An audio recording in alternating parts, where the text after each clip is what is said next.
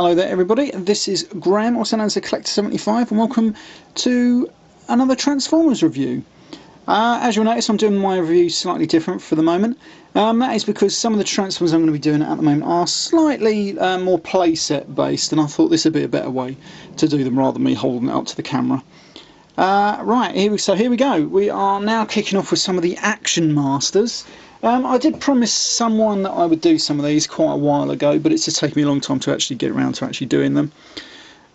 So I thought I'd kick it off with one of the first ones that I've got. This is actually Actionmaster MEGATRON, and he is one of the only the big guys that I've got, that I've actually got the box for. I'm going to try and get it out now. Let me just move the figure out of the way, we'll come back to that. This is his box. There we go, I'll try and get it into sort of like focus there. It's actually quite a good box. I did like the boxes for these Actionmasters. As you can see, it's got a nice picture of Megatron there. I love the Devastator and the Croc, I believe. And we've got just a bit of Soundwave just up there on the back. And of course, Megatron drives the Neutro Fusion Tank, and it transforms into a missile launcher. And then if we go to the back, we've got the power plans for Megatron, which just sort of like tries to explain why they can't transform anymore, because all their internal systems have been replaced by power generators and everything, because of the nucleon that now flows through them and everything. And of course there's the tech spec for Megatron, and he's got now a new motto, and it says, "Conquest of the universe rests upon the immediate termination of all Autobots." And then we've got a little story just up there. If I can get it into camera, let me just hold my camera up for a second. There we go. Maybe you could pause that if you want to read that.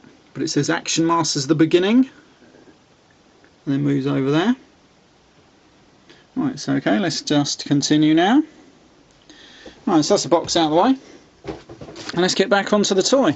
It's actually quite a big toy. This is probably like, today would be an ultra size, or probably even a leader size toy. This is the Neutro Fusion Tank. And as you can see, you can hold a few of the other Actionmasters on it. I've got Treadshot here, which is another one of my favourites. Unfortunately, he has got a lot of paint chipping. I just can't bother to get a new one. And I've actually lost his gun. Bit gutted about that. But I do have his little partner. Some of the figures just came with little sort of like weird animal partners. This is a cat gut, I believe. Transforms some strange sort of cat.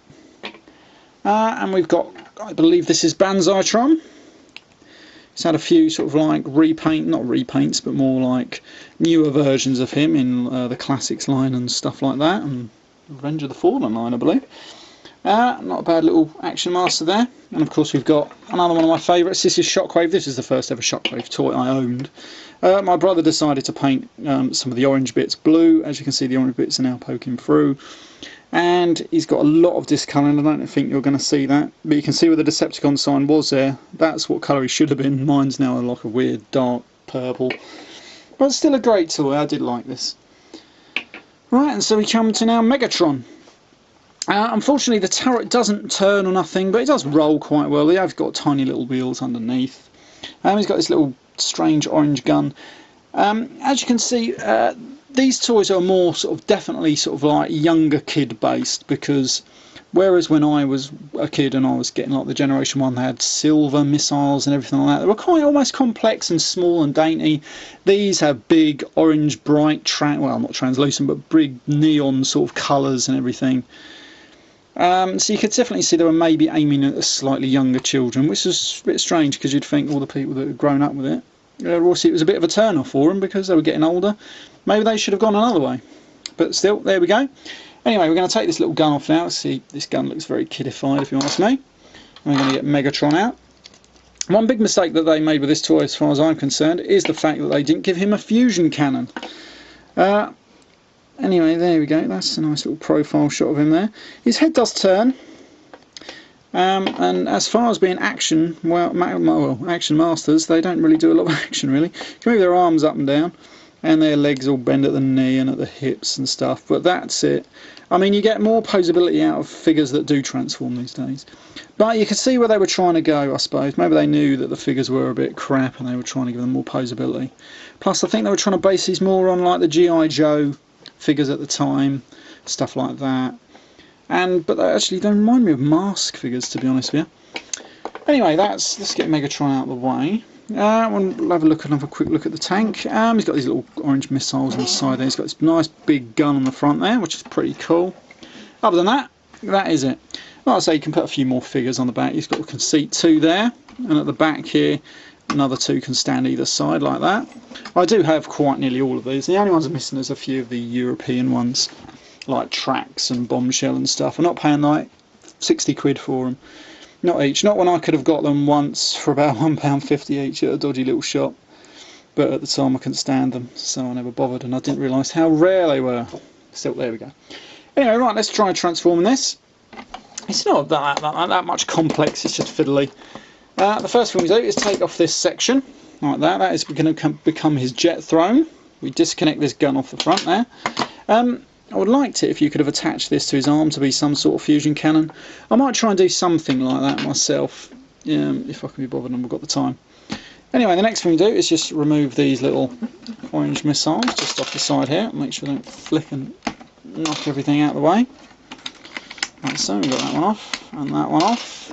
Then the next thing we do is you open out these like that, disconnect this from here, and as you can see, I don't know if you can see, there's a little green joint in there, and this just rotates up and around like that.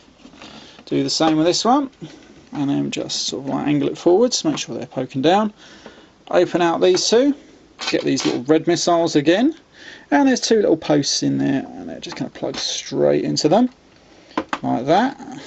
Make sure they look fairly bloody decent. Don't really stay in there too well, but they'll do.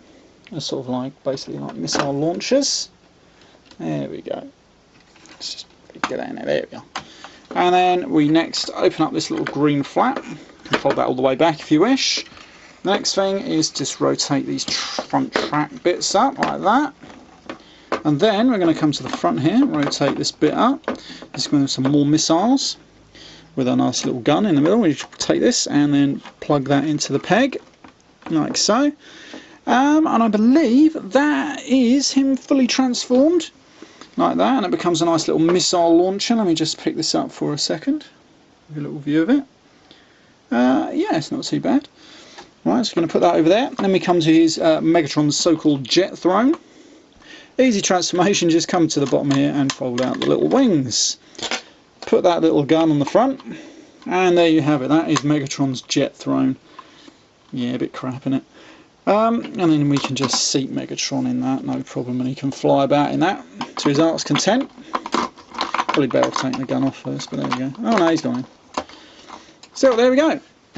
And that is Megatron's jet throne and his missile launcher emplacement. It's not a bad little playset really. I remember when I first picked this guy up, I was thinking, oh my god, this looks a bit dreadful, but to be honest, it actually grows on me, and especially the box. I think the boxes look really good for those Actionmasters. Yeah, it's really good.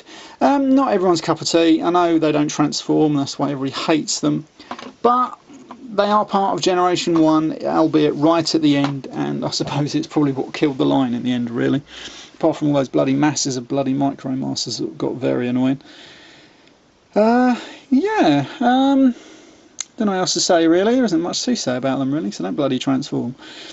Right, probably my next Actionmaster review really would be Thundercracker or Optimus Prime. Yeah. Okay, this has been Graham the Collector 75, and I shall see you all next time. Bye for now.